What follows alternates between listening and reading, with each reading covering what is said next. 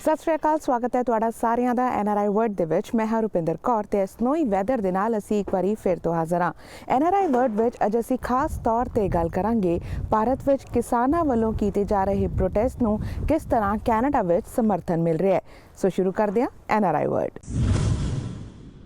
ਭਾਰਤ ਵਿੱਚ ਕਰੀਬ 3 ਮਹੀਨੇ ਤੋਂ ਲਗਾਤਾਰ ਕਿਸਾਨਾਂ ਵੱਲੋਂ ਖੇਤੀਬਾੜੀ ਕਾਨੂੰਨਾਂ ਦੇ ਖਿਲਾਫ ਸੰਘਰਸ਼ ਕੀਤਾ ਜਾ ਰਿਹਾ ਹੈ ਤੇ ਕੈਨੇਡਾ ਵਿੱਚ ਹਰ ਵੀਕਐਂਡ ਤੇ ਇਸ ਸੰਘਰਸ਼ ਦੇ ਸਮਰਥਨ ਵਿੱਚ ਪ੍ਰੋਟੈਸਟ ਹੁੰਦੇ ਨੇ।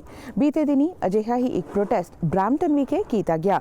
ਨਾਲ ਹੀ ਬ੍ਰੈਂਪਟਨ ਦੇ ਗੁਰਦੁਆਰਾ ਸਿੱਖ ਮਿਸ਼ਨ ਸੈਂਟਰ ਵਿਖੇ ਇੱਕ ਐਗਜ਼ੀਬਿਸ਼ਨ ਵੀ ਲਗਾਈ ਗਈ ਹੈ ਜਿਸ ਵਿੱਚ ਤਸਵੀਰਾਂ ਰਾਹੀਂ ਇਸ ਪ੍ਰੋਟੈਸਟ ਨੂੰ ਬਿਆਨ ਕੀਤਾ ਗਿਆ ਹੈ।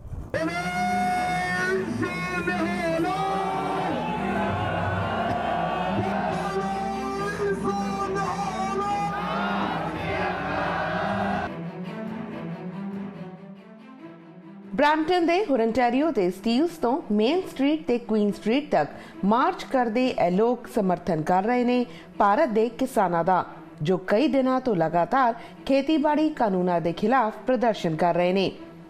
ਕੈਨੇਡਾ ਵਿੱਚ ਵਸੇ ਇਹ ਇੰਡੋ ਕੈਨੇਡੀਅਨਸ ਭਾਰਤ ਸਰਕਾਰ ਤੋਂ ਖੇਤੀਬਾੜੀ ਕਾਨੂੰਨਾਂ ਨੂੰ ਵਾਪਸ ਲੈਣ ਤੇ ਫਰੀडम ਆਫ ਸਪੀਚ ਦੀ ਮੰਗ ਕਰ ਰਹੇ ਨੇ। ਅੱਜ ਜਿੰਨੇ ਵੀ ਬ੍ਰੈਂਪਟਨ ਦੇ ਫਾਰਮਰ ਸਪੋਰਟਰ ਨੇ ਸਾਰੇ ਇਕੱਠੇ ਹੋਏ ਨੇ ਕੁਝ ਕੁ ਬੇਨਤੀਆਂ ਲੈ ਕੇ, ਜਿਹੜੀਆਂ ਬੇਨਤੀਆਂ ਸਾਡੀਆਂ ਸਰਕਾਰ ਨੂੰ ਹੈ ਕਿ ਜਿੰਨੇ ਵੀ ਕਾਲੇ ਕਾਨੂੰਨ ਨੇ ਉਹ ਵਾਪਸ ਲਏ ਜਾਣ ਤੇ ਬਾਕੀ ਬੇਨਤੀਆਂ ਸਾਡੀਆਂ ਪ੍ਰਸ਼ਾਸਨ ਨੂੰ ਆ ਜਿਹੜਾ ਵੀ ਉੱਥੇ ਹਿਊਮਨ ਰਾਈਟ ਵਾਇਓਲੇਸ਼ਨ ਚੱਲ ਰਿਹਾ, ਜਿੰਨੇ ਵੀ ਬੰਦੀ ਬਣਾਏ ਜਾ ਰਹੇ ਨੇ ਜਾਂ ਇਨੋਸੈਂਟਸ ਤੇ ਕੇਸ ਪਾਏ ਜਾ ਰਹੇ ਨੇ ਉਹ ਸਾਰਾ ਕੁਝ ਖਤਮ ਕੀਤਾ ਜਾਵੇ।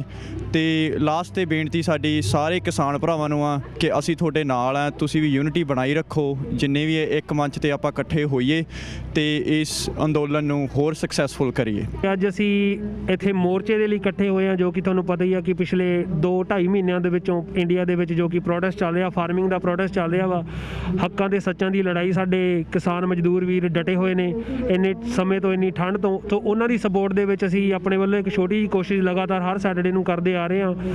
ਸੋ ਸਾਡੀ ਜਿੰਨੇ ਵੀ ਇੱਥੇ ਕਮਿਊਨਿਟੀ ਆ, ਜਿੰਨੇ ਵੀ ਕਿਸਾਨੀ ਦੇ ਨਾਲ ਸੰਬੰਧਿਤ ਲੋਕ ਜਾਂ ਕਿ ਜਿੰਨੇ ਵੀ ਲੋਕ ਹਿਊਮੈਨਿਟੀ ਨੂੰ ਪਿਆਰ ਕਰਦੇ ਆ, ਸੋ ਸਾਡੀ ਕੋਸ਼ਿਸ਼ ਹੁੰਦੀ ਆ ਕਿ ਉਹਨਾਂ ਨੂੰ ਇਕੱਠਾ ਕੀਤਾ ਜਾਵੇ, ਇੱਕ ਮੰਚ 'ਤੇ ਲਿਆਂਦਾ ਜਾਵੇ ਤੇ ਜੋ ਵੀ ਬਣਦਾ ਹੱਕ ਆ, ਹੱਕ ਦੀ ਗੱਲ ਕੀਤੀ ਜਾਵੇ।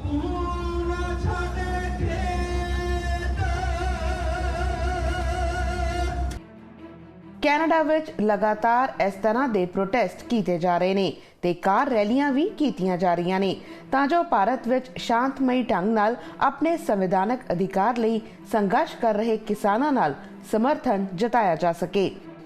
ਇੰਨਾ ਹੀ ਨਹੀਂ, ਸਿਆਸਤਦਾਨ ਵੀ ਲਗਾਤਾਰ ਸੋਸ਼ਲ ਮੀਡੀਆ ਰਾਹੀਂ ਆਪਣਾ ਸਮਰਥਨ ਜਤਾ ਚੁੱਕੇ ਨੇ ਤੇ ਆਸ ਕਰਦੇ ਨੇ ਕਿ ਸ਼ਾਂਤਮਈ ਢੰਗ ਨਾਲ ਇਸ ਦਾ ਹੱਲ ਨਿਕਲੇ। ਅੱਜ ਅਸੀਂ ਇੱਥੇ ਸਾਰੇ ਇਕੱਠੇ ਹੋਏ ਹਾਂ ਆਪਣੇ ਕਿਸਾਨਾਂ ਨੂੰ ਜਿਹੜੇ ਇੰਡੀਆ ਦੇ ਵਿੱਚ ਇੰਨੇ ਚਿਰ ਤੋਂ ਬੈਠੇ ਦਿੱਲੀ ਦੇ ਬਾਰਡਰਾਂ 'ਤੇ ਧਰਨਾ ਲਾ ਰਹੇ ਨੇ ਤੇ ਉਹਨਾਂ ਦੀ ਸਪੋਰਟ ਦੇ ਵਿੱਚ ਸਾਡੇ ਕੋਲ ਜਿੰਨਾ ਬਣਦਾ ਸਾਡਾ ਯੋਗਦਾਨ ਉਹ ਅਸੀਂ ਇੱਥੋਂ ਪਾ ਰਹੇ ਹਾਂ। Ontario Sikh and Gurdwara council ਨੇ ਵੀ ਭਾਰਤੀ ਕਿਸਾਨਾਂ ਦਾ ਸਮਰਥਨ ਕਰਦੇ ਹੋਏ ਸੰਯੁਕਤ ਕਿਸਾਨ ਮੋਰਚੇ ਦੀ ਹਮਾਇਤ ਦਾ ਐਲਾਨਨਾਮਾ ਜਾਰੀ ਕੀਤਾ ਹੈ। Ontario Sikh and Gurdwara council ਨੇ ਕਿਹਾ ਕਿ ਭਾਰਤ ਦੇ ਕਿਸਾਨਾਂ ਦੇ ਇਸ ਸੰਕਟ ਦੀ ਕੜੀ ਵਿੱਚ Ontario Sikh and Gurdwara council ਦੇ ਸਮੂਹ ਮੈਂਬਰ ਸੰਯੁਕਤ ਕਿਸਾਨ ਮੋਰਚੇ ਨਾਲ ਮੋਢਾ ਜੋੜ ਕੇ ਖੜੇ ਨੇ। ਇਸ ਦੇ ਨਾਲ ਹੀ ਬ੍ਰੈਂਪਟਨ ਦੇ ਗੁਰੂ ਨਾਨਕ ਮਿਸ਼ਨ ਸੈਂਟਰ ਵਿੱਚ ਕੋਵਿਡ-19 ਗਾਈਡਲਾਈਨਸ ਦਾ ਧਿਆਨ ਰੱਖਦਿਆਂ ਇੱਕ ਐਗਜ਼ੀਬਿਸ਼ਨ ਵੀ ਲਗਾਈ ਗਈ ਹੈ ਜਿਸ ਵਿੱਚ ਕਿਸਾਨੀ ਸੰਘਰਸ਼ ਦੀਆਂ ਤਸਵੀਰਾਂ ਦੇ ਨਾਲ ਕੈਨੇਡਾ ਦੇ ਸਿਆਸਤਦਾਨਾਂ ਵੱਲੋਂ ਇਸ ਸੰਬੰਧੀ ਦਿੱਤੇ ਬਿਆਨ ਵੀ ਪ੍ਰਦਰਸ਼ਿਤ ਕੀਤੇ ਗਏ ਨੇ ਤੇ ਡਰਾਈਵ ਥਰੂ ਰਾਹੀਂ ਇਸ ਐਗਜ਼ੀਬਿਸ਼ਨ ਨੂੰ ਵਿਜ਼ਿਟ ਕਰ ਇਸ ਦੀ ਜਾਣਕਾਰੀ ਲਈ ਜਾ ਸਕਦੀ ਹੈ। ਫੈਮਿਲੀ ਡੇ ਲੌਂਗ ਵੀਕਐਂਡ ਦੇ ਚੱਲਦਿਆਂ ਇਸ ਤਰ੍ਹਾਂ ਦੇ ਪ੍ਰੋਟੈਸਟ ਤੇ ਕਾਰ ਰੈਲੀਆਂ ਕੈਨੇਡਾ ਦੇ ਵੱਖ-ਵੱਖ ਸੂਬੇ ਵਿੱਚ ਵੇਖਣ ਨੂੰ ਮਿਲੀਆਂ। ਬ੍ਰੈਂਪਟਨ ਤੋਂ ਬਾਅਦ ਗੱਲ ਕਰਦੇ ਹਾਂ ਔਸ਼ਵਾ ਦੀ, ਜਿੱਥੇ ਔਸ਼ਵਾ ਦੀ ਸਿੱਖ ਸੰਗਤ ਵੱਲੋਂ ਕਿਸਾਨਾਂ ਦੇ ਸਮਰਥਨ ਵਿੱਚ ਇੱਕ ਕਾਰ ਰੈਲੀ ਆਯੋਜਿਤ ਕੀਤੀ ਗਈ ਤੇ ਇਸ ਕਾਰ ਰੈਲੀ ਰਾਹੀਂ 46 ਕਿਲੋਮੀਟਰ ਦਾ ਸਫ਼ਰ ਤੈਅ ਕਰਕੇ ਕਿਸਾਨਾਂ ਦੇ ਨਾਲ ਸਮਰਥਨ ਜਤਾਇਆ ਗਿਆ।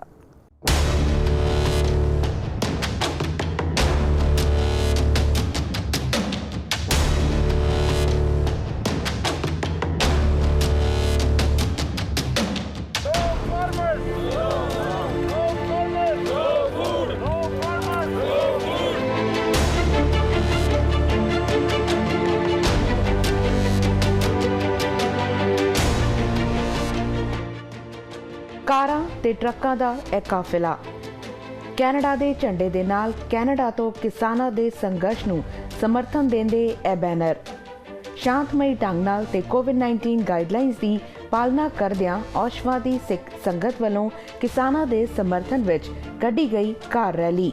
ਇਸ ਰੈਲੀ ਵਿੱਚ ਸਾਰਿਆਂ ਨੂੰ ਸ਼ਾਮਲ ਹੋਣ ਦਾ ਖੁੱਲ੍ਹਾ ਸੱਦਾ ਦਿੱਤਾ ਗਿਆ ਸੀ। ਅੱਜ ਦੁਰਮ ਰੀਜਨ ਦੀਆਂ ਸਾਰੀ ਸਮੁੱਚੀ ਇੰਡੀਅਨ ਕਮਿਊਨਿਟੀ ਇਕੱਠੀ ਹੋ ਕੇ ਜੋ ਕਿ ਇੰਡੀਆ ਦੇ ਵਿੱਚ ਕਿਸਾਨਾਂ ਦੇ ਨਾਲ ਉਹਨਾਂ ਦੇ ਰਾਈਟਸ ਛੀਨੇ ਜਾ ਰਹੇ ਨੇ ਉਸ ਦੇ ਪ੍ਰਤੀ ਰੋਸ ਪ੍ਰਗਟ ਕਰਨ ਲਈ ਅੱਜ ਰੈਲੀ ਕੱਢੀ ਜਾ ਰਹੀ ਹੈ ਤੇ ਅਸੀਂ ਇੰਡੀਅਨ ਸਰਕਾਰ ਨੂੰ ਇੰਡੀਅਨ ਗਵਰਨਮੈਂਟ ਨੂੰ ਖਾਸ ਕਰਕੇ ਅਪੀਲ ਕਰਦੇ ਹਾਂ ਕਿ ਜੋ ਫਾਰਮਰਸ ਨੇ ਇਹ ਸਾਡੇ ਦੇਸ਼ ਦੀ ਬੈਕਬੋਨ ਨੇ ਤੇ ਉਹਨਾਂ ਦੇ ਹੱਕ ਉਹਨਾਂ ਨੂੰ ਦਿੱਤੇ ਜਾਣ ਤੇ ਉਹਨਾਂ ਦੇ ਉੱਤੇ ਕਿਸੇ ਵੀ ਤਰ੍ਹਾਂ ਦੀਆਂ ਟੌਰਚਰਿਟੀਜ਼ ਨਾ ਕੀਤੀਆਂ ਜਾਣ। ਇਹ ਸਾਰਾ ਜਿਹੜਾ ਅੰਦੋਲਨ ਆ ਇਹ ਸਮਰਪਿਤ ਆ ਕਿਸਾਨਾਂ ਦੇ ਲਈ, ਕਿਸਾਨ ਅੰਦੋਲਨ ਦੇ ਲਈ ਤੇ ਅਸੀਂ ਇਹ ਸਾਰੇ ਰਲ ਮਿਲ ਕੇ ਡੋਰਮ ਦੀਆਂ ਸੰਗਤਾਂ ਸਾਡੇ ਗੁਰੂ ਘਰ ਵੱਲੋਂ ਇਹ ਕਰ ਰਹੇ ਆ। ਚਲੋ ਜੋ ਉੱਥੇ ਹੋ ਰਿਹਾ ਬਹੁਤ ਧੱਕਾ ਹੋ ਰਿਹਾ ਕਿਸਾਨਾਂ ਦੇ ਨਾਲ ਤਾਂ ਅਸੀਂ ਵੀ ਥੋੜ੍ਹਾ ਜਿਹਾ ਜੋ ਵੀ ਹੈਗਾ ਤਿਲ ਫੁੱਲ ਦੇ ਵਿੱਚ ਹਿੱਸਾ ਪਾਇਆ ਤੇ ਫਿਰ ਮੁੰਡਿਆਂ ਨੇ ਇੱਥੇ ਕਿਸਾਨਾਂ ਲਈ ਕਹਿੰਦੇ ਰੈਲੀ ਲਈ ਬਹੁਤ ਵਧੀਆ ਹੈਗਾ। ਬਾਕੀ ਅਸੀਂ ਕੀ ਬੋਲ ਸਕਦੇ ਹਾਂ ਕਿਸਾਨਾਂ ਦੇ ਲਈ ਉਹ ਬਹੁਤ ਵੱਡੀਆਂ ਜਥੇਬੰਦੀਆਂ ਹੈਗੀਆਂ ਉੱਥੇ ਹੁਣ ਤਾਂ ਆਲਮੋਸਟ 40 ਜਥੇਬੰਦੀਆਂ ਹੈਗੀਆਂ। 40 ਜਥੇਬੰਦੀਆਂ ਦੇ ਵਿੱਚ ਜਿਹੜਾ ਏਕਾ ਆ ਉਹ ਸਾਰਿਆਂ ਨਾਲੋਂ ਵੱਡੀ ਗੱਲ ਆ। ਜਿਹੜਾ ਇਹ ਕਾਲੇ ਕਾਨੂੰਨ ਆ ਇਹ ਬੰਦ ਹੋਣੇ ਚਾਹੀਦੇ ਆ। ਜੋ ਵੀ ਹੈਗਾ ਕਿਸਾਨਾਂ ਲਈ ਗਲਤ ਹੋ ਰਿਹਾ ਅਸੀਂ ਉਹਦਾ ਵਿਰੋਧ ਕਰਦੇ ਆ। ਇੱਥੇ ਸਾਡੀ ਸਾਰੀ ਸੰਗਤ ਵਿਰੋਧ ਕਰਦੀ ਆ ਤਾਂ ਅਸੀਂ ਕਿਸਾਨਾਂ ਦੇ ਨਾਲ ਆ। ਤੁਸੀਂ ਇਹ ਦੇਖੋ ਕਿ ਇਹ ਜਿਹੜਾ ਮੁੱਦਾ ਹੈਗਾ ਇਹ ਸਿਰਫ ਇਹਨੂੰ ਧਾਰਮਿਕ ਰੂਪ ਜਾਂ ਇਹਨੂੰ ਪੋਲੀਟੀਕਲ ਰੂਪ ਨਾ ਦਿੱਤਾ ਜਾਏ। ਇਹ ਸਿਰਫ ਫਾਰਮਰਸ ਔਰ ਇੱਕ ਗਵਰਨਮੈਂਟ ਦੀ ਲੜਾਈ ਹੈਗੀ ਆ। ਅਸੀਂ ਸਾਰੇ ਜਿਹੜਾ ਹੈਗਾ ਉਹਨੂੰ ਬਹੁਤ ਤਰੇ ਦਿਲ ਨਾਲ ਸਪੋਰਟ ਕਰਦੇ ਹਾਂ। ਸਾਰੇ ਫਾਰਮਰਸ ਨੂੰ ਜਿਹੜਾ ਫਾਰਮਰ ਮੁੱਦਾ ਇੰਡੀਆ ਦੇ ਵਿੱਚ ਚੱਲ ਰਿਹਾ ਇੰਨੇ ਦਿਨ ਦੇ ਫਾਰਮਰਸ ਉੱਥੇ ਬੈਠੇ ਹੋਏ ਨੇ ਤੇ ਅਸੀਂ ਉਹਨਾਂ ਨੂੰ ਸਪੋਰਟ ਕਰ ਰਹੇ ਹੈਗੇ ਹਾਂ ਸਾਰੇ ਮਿਲ ਕੇ। ਅੱਜ ਇੱਥੇ ਦੁਰਹਮ ਰੀਜਨ ਦੇ ਵਿੱਚ ਜੋ ਆਪਣੇ ਸਿੱਖ ਭਾਈ ਸਾਹਿਬ ਹੈਗੇ ਨੇ ਵਾਹਿਗੁਰੂ ਜੀ ਕਈ ਮਹੀਨਿਆਂ ਤੋਂ ਵਾਹਿਗੁਰੂ ਜੀ ਦਿੱਲੀ 'ਚ ਆਏ ਹੋਏ ਨੇ ਵਾਹਿਗੁਰੂ ਜੀ ਉਹਨਾਂ ਦੇ ਹੱਕਾਂ ਵਾਸਤੇ ਆਪਾਂ ਜਾ ਰਹੇ ਹਾਂ। ਉਹਨਾਂ ਨੂੰ ਆਪਣਾ ਹੱਕ ਮਿਲਣਾ ਚਾਹੀਦਾ। ਅਸੀਂ ਸਾਰੇ ਕਿਸਾਨਾਂ ਨੂੰ ਸਪੋਰਟ ਕਰ ਰਹੇ ਹਾਂ। ਉਹਨਾਂ ਦੇ ਫਾਰਮ ਬਿਲਸ ਵਾਪਸ ਜਾਣ। ਮੋਦੀ ਨੂੰ ਅਸੀਂ ਮੋਦੀ ਦੇ ਅਗੇਂਸਟ ਹਾਂ ਇਸ ਗੱਲ 'ਚ। ਮੋਦੀ ਨੇ ਬਹੁਤ ਗਲਤ ਕੀਤਾ। ਮੋਦੀ ਸਰਕਾਰ ਨੇ ਕਿਸਾਨਾਂ ਦਾ MSRP ਬਿਲਕੁਲ ਦੇਣਾ ਚਾਹੀਦਾ ਉਹਨਾਂ ਨੂੰ। ਕਿਸਾਨਾਂ ਨੂੰ ਸਾਨੂੰ ਸਪੋਰਟ ਕਰਨਾ ਚਾਹੀਦਾ ਹੈ।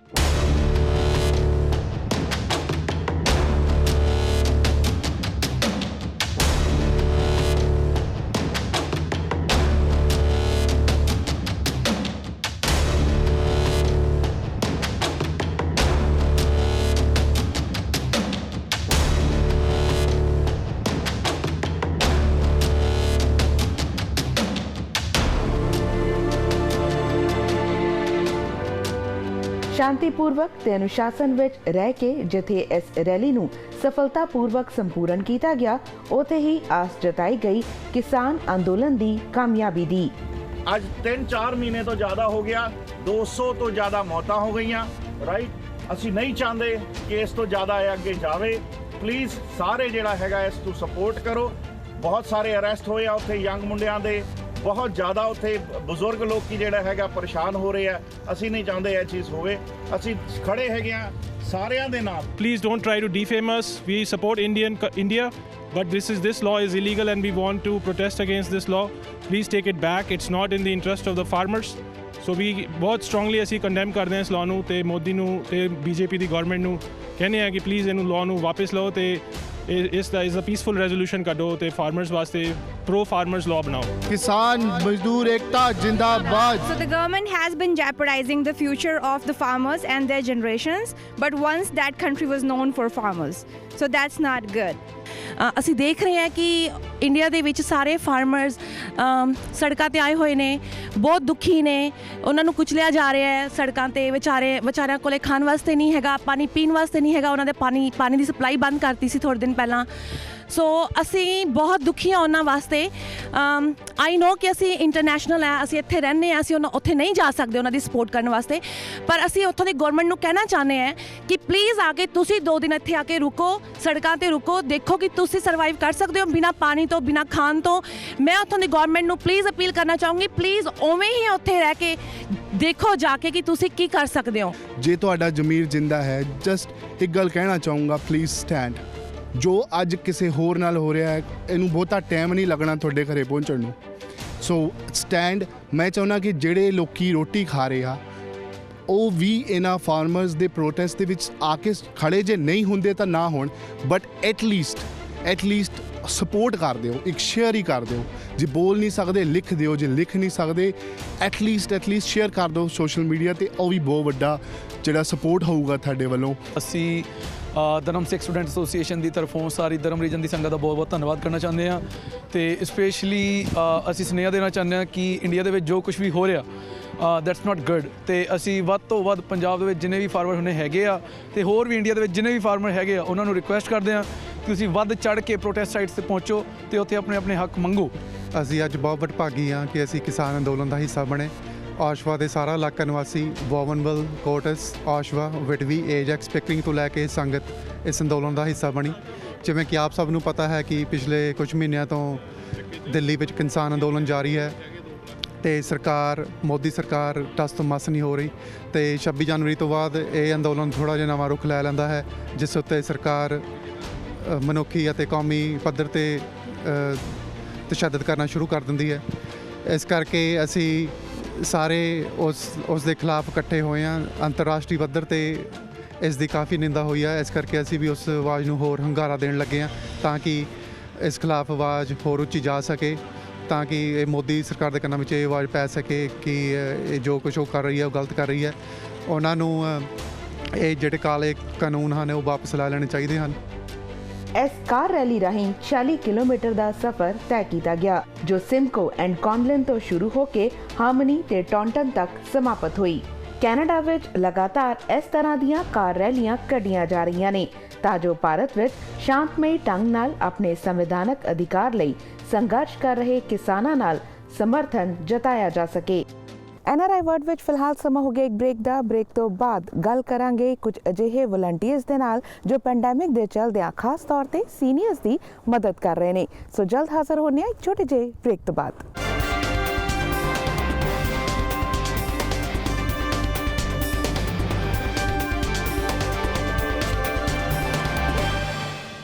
ਬ੍ਰੇਕ ਤੋਂ ਬਾਅਦ NRI ਵਰਡ ਵਿੱਚ ਇੱਕ ਵਾਰੀ ਫਿਰ ਤੋਂ ਤੁਹਾਡਾ ਸਵਾਗਤ ਹੈ। ਪੈਂਡੈਮਿਕ ਦੇ ਚੱਲਦਿਆਂ ਕਈ ਜਥੇਬੰਦੀਆਂ, ਕਈ ਆਰਗੇਨਾਈਜੇਸ਼ਨਸ, ਕਈ ਲੋਕ ਇੱਕ ਦੂਜੇ ਦੀ ਮਦਦ ਲਈ ਅੱਗੇ ਆਈਆਂ ਨੇ। ਅਜਿਹੀ ਹੀ ਕੁਝ ਆਰਗੇਨਾਈਜੇਸ਼ਨਸ ਨੇ ਕੈਲਗਰੀ ਵਿਖੇ ਜਿਨ੍ਹਾਂ ਦੇ ਵਲੰਟੀਅਰਸ ਖਾਸ ਤੌਰ ਤੇ ਸੀਨੀਅਰਸ ਦੀ ਮਦਦ ਕਰ ਰਹੇ ਨੇ। ਗੱਲਬਾਤ ਕਰਦੇ ਹਾਂ ਅਜਿਹੇ ਹੀ ਕੁਝ ਵਲੰਟੀਅਰਸ ਦੇ ਨਾਲ। ਸਤਿ ਸ਼੍ਰੀ ਅਕਾਲ ਜੀ, ਸਵਾਗਤ ਹੈ ਤੁਹਾਡਾ PTC ਦੇ ਵਿੱਚ। ਵਾਹਿਗੁਰੂ ਜੀ ਕਾ ਖਾਲਸਾ, ਵਾਹਿਗੁਰੂ ਜੀ ਕੀ ਫਤਿਹ। ਪਿਆਰ ਭਰੀ ਸਤਿ ਸ਼੍ਰੀ ਅਕਾਲ ਸਾਰਿਆਂ ਨੂੰ। ਬਹੁਤ ਵਧੀਆ ਹੋਇਆ ਤੁਸੀਂ ਸਾਨੂੰ ਸੱਦਿਆ ਇੱਥੇ, ਬੜੀ ਖੁਸ਼ੀ ਮਿਲੀ ਆ। ਮੇਰਾ ਨਾਮ ਹੈਗਾ ਏਰਨਦੀਪ ਸਿੰਘ, ਸਿੱਖ ਡੂਇੰਗ ਸੇਵਾ ਵੱਲੋਂ। ਜੀ ਮੇਰਾ ਨਾਮ ਜਸਲੀਨ ਬਰਾੜਾ ਤੇ ਮੈਂ ਸਿੱਖੇੜੇ ਵੱਲੋਂ ਅੱਜ ਬੋਲੂੰਗੀ। ਜੀ, ਜਿਹੜੀ ਸੇਵਾ ਤੁਸੀਂ ਕਰ ਰਹੇ ਹੋ, ਖਾਸ ਤੌਰ ਤੇ ਐਜੂਕੇਟ ਕਰ ਰਹੇ ਹੋ ਸੀਨੀਅਰਸ ਨੂੰ ਕਿ ਕਿਸ ਤਰ੍ਹਾਂ ਰਿਲੀਜੀਅਸ ਗੇਅਰ ਦੇ ਨਾਲ ਮਾਸਕ ਪਾਇਆ ਜਾਏ, ਇਸ ਸੰਬੰਧੀ ਜ਼ਰੂਰ ਗੱਲਬਾਤ ਕਰਾਂਗੇ, ਪਰ ਪਹਿਲਾਂ ਅਸੀਂ ਤੁਹਾਡੀ ਆਰਗੇਨਾਈਜੇਸ਼ਨਸ ਬਾਰੇ ਜਾਣਨਾ ਚਾਹੁੰਦੇ ਹਾਂ।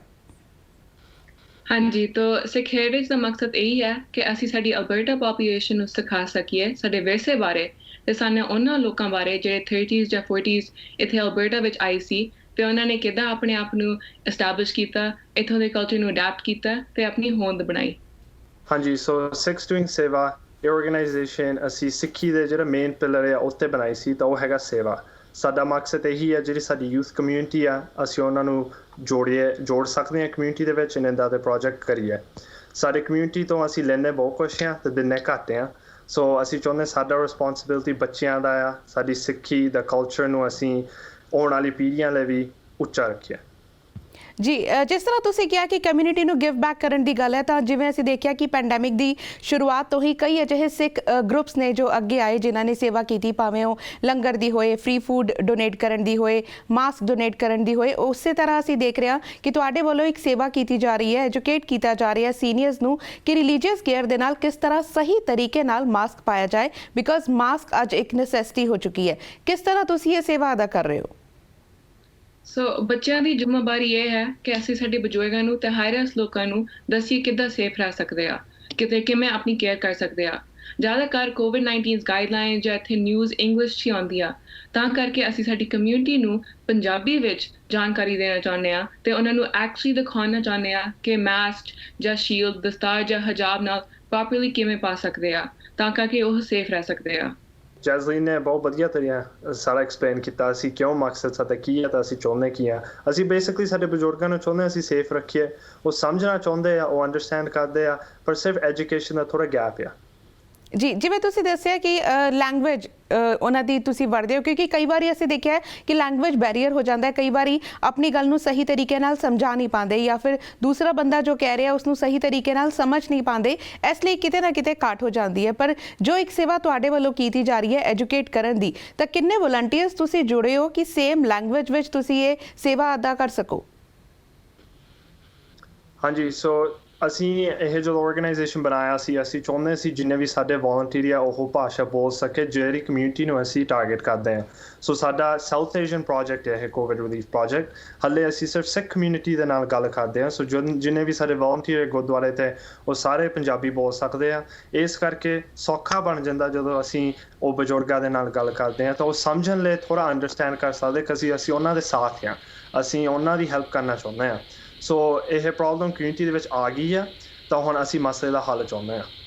ਜੀ, ਪੈਂਡੈਮਿਕ ਵਿੱਚ ਅਸੀਂ ਇਹ ਵੀ ਦੇਖਿਆ ਕਿ ਕਮਿਊਨਿਟੀ ਸਪਰੈਡ ਦੀਆਂ ਖਬਰਾਂ ਕਾਫੀ ਆਈਆਂ, ਭਾਵੇਂ ਵੈਂਕੂਵਰ ਵੱਲ ਦੇਖ ਰਹੀਏ, GTA ਵਿੱਚ ਬਰੈਂਪਟਨ ਦੀ ਗੱਲ ਕਰੀਏ ਜਾਂ ਫਿਰ ਅਲਬਰਟਾ ਦੀ ਗੱਲ ਕਰੀਏ ਕਿ ਕਮਿਊਨਿਟੀ ਸਪਰੈਡ ਬਹੁਤ ਹੋ ਰਿਹਾ। ਕਿਤੇ ਨਾ ਕਿਤੇ ਇਹ ਕਿਹਾ ਜਾ ਰਿਹਾ ਕਿ ਸਾਊਥ ਏਸ਼ੀਅਨ ਜ਼ਰੀਆ ਬਣ ਰਹੇ ਨੇ COVID-19 ਨੂੰ ਸਪਰੈਡ ਕਰਨ ਦਾ। ਤਾਂ ਹੋ ਸਕਦਾ ਹੈ ਕਿਤੇ ਨਾ ਕਿਤੇ ਐਜੂਕੇਸ਼ਨ ਦੀ ਹੀ ਘਾਟ ਹੋਏ ਕਿ ਇੰਨੀ ਜਲਦੀ ਨਾਲ ਕਮਿਊਨਿਟੀ ਸਪਰੈਡ ਹੋਇਆ। ਤਾਂ ਹੁਣ ਜਿਹੜੀ ਤੁਸੀਂ ਸੇਵਾ ਕਰ ਰਹੇ ਹੋ, ਤੁਸੀਂ ਉਹਨਾਂ ਨੂੰ ਐਜੂਕੇਟ ਕਰ ਰਹੇ ਹੋ ਕਿ ਕਿਸ ਤਰ੍ਹਾਂ ਮਾਸਕ ਪਾਇਆ ਜਾਏ ਜਾਂ ਹੋਰ ਚੀਜ਼ਾਂ ਦੱਸ ਰਹੇ ਹੋ, ਕੀ ਤੁਹਾਨੂੰ ਲੱਗਦਾ ਇਸ ਦੇ ਵਿੱਚ ਵੀ ਮਦਦ ਹੋ ਸਕਦੀ ਹੈ?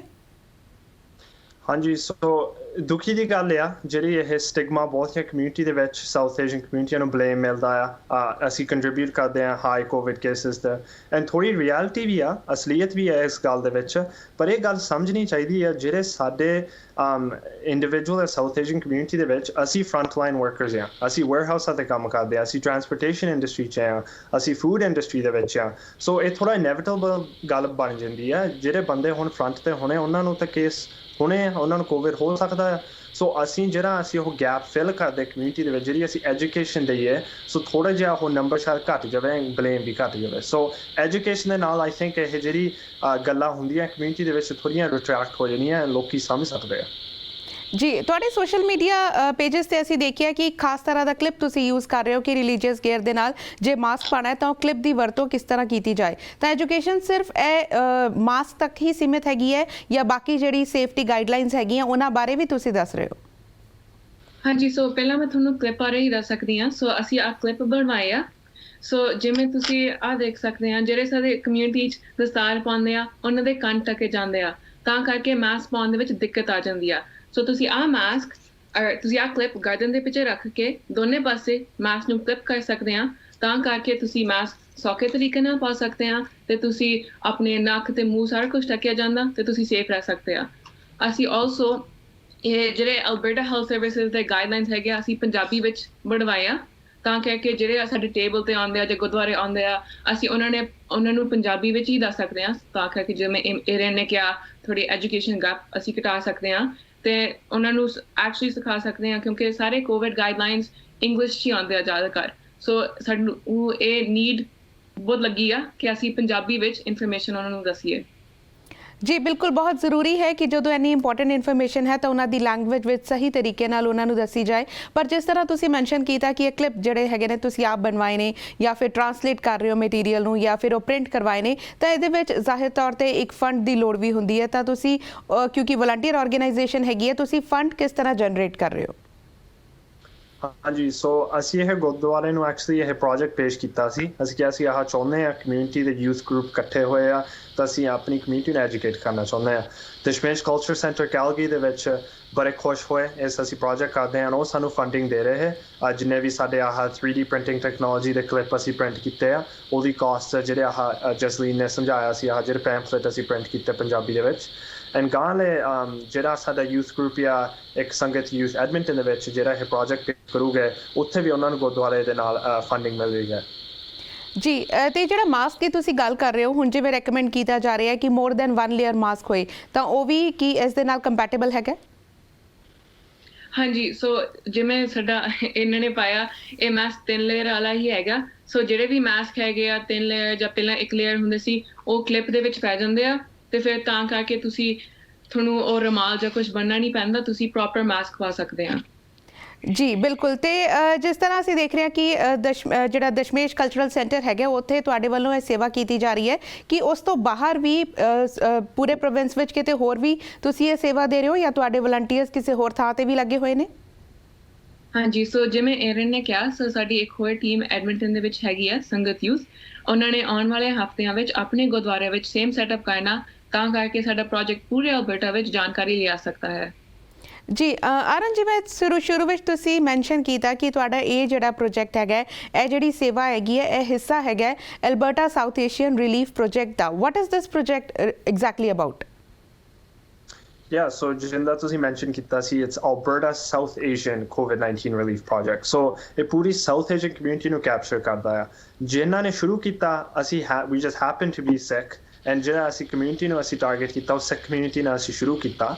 ਐਂਡ ਜਿੰਦਾ ਜੈਜ਼ਲੀ ਨੇ ਮੈਂਸ਼ਨ ਕੀਤਾ, ਸੰਗਤ ਯੂਥ ਐਡਮਿੰਟਨ ਦੇ ਵਿੱਚ ਉੱਥੇ ਵੀ ਗੁਰਦੁਆਰੇ ਨਾਲ ਗੱਲ ਕਰੂਗੇ।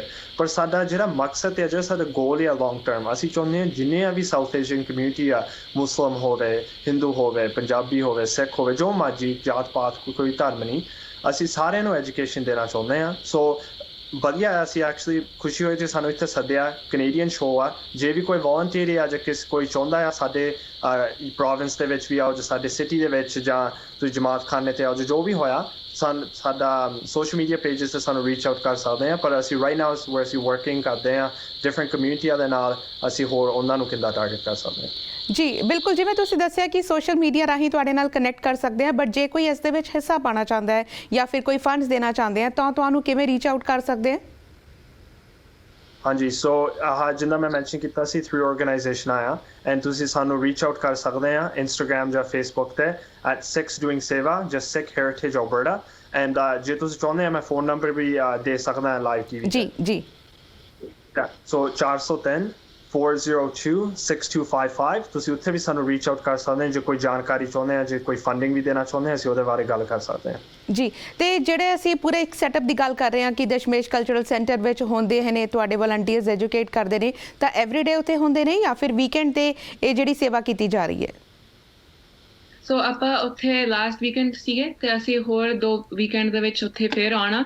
ਸੋ ਸਾਡਾ ਗੋਲ ਆ, ਅਸੀਂ ਦੇਖਾਂਗੇ ਕਿਵੇਂ ਕੋਵਿਡ ਚੱਲੂਗਾ, ਤੇ ਅਸੀਂ ਉਦੋਂ ਤਰ੍ਹਾਂ ਅਸੀਂ ਫਿਰ ਗੁਰਦੁਆਰੇ ਜਾਵਾਂਗੇ, ਤੇ ਹੋਰ ਹਫ਼ਤਿਆਂ, ਹੋਰ ਮਹੀਨੇ, ਹਰ ਵੀਕਐਂਡ ਅਸੀਂ ਦੇਖਾਂਗੇ ਕਿਵੇਂ ਸੈਟਅਪ ਕਰਨਾ। ਸਾਡਾ ਸੋਸ਼ਲ ਮੀਡੀਆ ਤੇ ਆਪਾਂ ਲਿਖਦੇ ਹਾਂ ਕਿਵੇਂ ਆਪਾਂ ਉੱਥੇ ਜਾਣਾ। ਜੀ ਬਹੁਤ ਬਹੁਤ ਧੰਨਵਾਦ ਸਾਡੇ ਨਾਲ ਜੁੜਨ ਦੇ ਲਈ। ਅਖੀਰ ਦੇ ਵਿੱਚ ਤੁਸੀਂ ਆਪਣੇ ਵੱਲੋਂ ਕੁਝ ਐਡ ਕਰਨਾ ਚਾਹੁੰਦੇ ਹੋ? ਬਸ ਸਾਡਾ ਮਕਸਦ ਇਹੀ ਹੈ ਕਿ ਅਸੀਂ ਸਾਡੀ ਕਮਿਊਨਿਟੀ ਨੂੰ ਜਿੰਨਾ ਵੀ ਪ੍ਰੋਟੈਕਟ ਕਰ ਸਕੀਏ ਅਸੀਂ ਕਰੀਏ, ਤੇ ਜਿੰਨਾ ਅਸੀਂ ਪੰਜਾਬੀ ਵਿੱਚ ਜਾਣਕਾਰੀ ਦੇ ਸਕਦੇ ਹਾਂ ਅਸੀਂ ਦੱਸੀਏ। ਬਹੁਤ ਵਧੀਆ ਜੈਜ਼ਲੀ ਨੇ ਜੋ ਮੈਂਸ਼ਨ ਕੀਤਾ, ਐਗਜ਼ੈਕਟਲੀ ਉਹ ਮੈਂ ਕਹਿਣਾ ਚਾਹੁੰਦਾ। ਜੇ ਕੋਈ ਯੂਥ ਦੇਖਦੇ ਆ ਐਂਡ ਚਾਹੁੰਦੇ ਆ ਇਸ ਪ੍ਰੋਜੈਕਟ ਦਾ ਹਿੱਸਾ ਬਣਨ ਨੂੰ, ਜ਼ਰੂਰ ਸਾਨੂੰ ਰੀਚ ਆਊਟ ਕਰੋ। ਜਿੰਦਾ ਜੈਜ਼ਲੀ ਨੇ ਕਿਹਾ, ਅਸੀਂ ਬੱਚੇ ਹਾਂ ਇਸ ਕਮਿਊਨਿਟੀ ਦੇ, ਐਂਡ ਸਾਨੂੰ ਪ੍ਰੋਟੈਕਟ ਕਰਨਾ ਪੈਣਾ ਸਾਡੇ ਬਜ਼ੁਰਗਾਂ ਨੂੰ। ਸੋ ਇਹਦਾ ਅਸੀਂ ਕਰਨਾ ਰਿਹਾ। ਜੀ ਬਹੁਤ ਬਹੁਤ ਧੰਨਵਾਦ ਸਾਡੇ ਨਾਲ ਜੁੜਨ ਦੇ ਲਈ। ਬਹੁਤ ਚੰਗੀ ਸੇਵਾ ਤੁਸੀਂ ਨਿਭਾ ਰਹੇ ਹੋ। Thank you so much and stay safe. Thank you. So ਅੱਜ ਦੇ ਲਈ NRI ਵਰਡ ਵਿੱਚ ਬਸ ਇੰਨਾ ਹੀ। ਫਿਲਹਾਲ ਮੈਨੂੰ ਦਿਓ ਇਜਾਜ਼ਤ। ਤੁਸੀਂ ਰੱਖੋ ਆਪਣਾ ਖਿਆਲ ਤੇ ਦੇਸ਼ ਦੁਨੀਆ ਦੀਆਂ ਖਬਰਾਂ ਲਈ ਬਣੇ ਰਹੋ PTC ਦੇ ਨਾਲ।